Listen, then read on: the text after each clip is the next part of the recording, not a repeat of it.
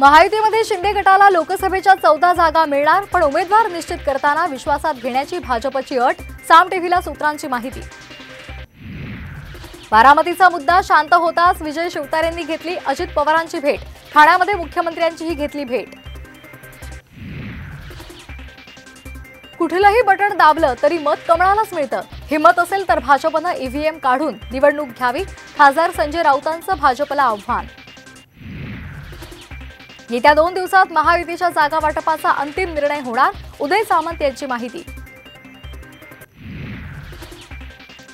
नाशिक पाठोपाठ हिंगोलीमुळे शिंदेंची डोकेदुखी वाढणार. खासदार हेमंत गोडसे बंडाच्या तयारीत असल्याची माहिती.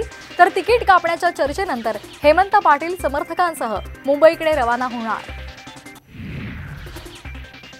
बुलढाण्यामध्ये आज महायुतीकडून शिंदे गटाचे प्रतापराव जाधव तर शेतकरी नेते रविकांत तुपकर अपक्ष उमेदवारी अर्ज भरणार.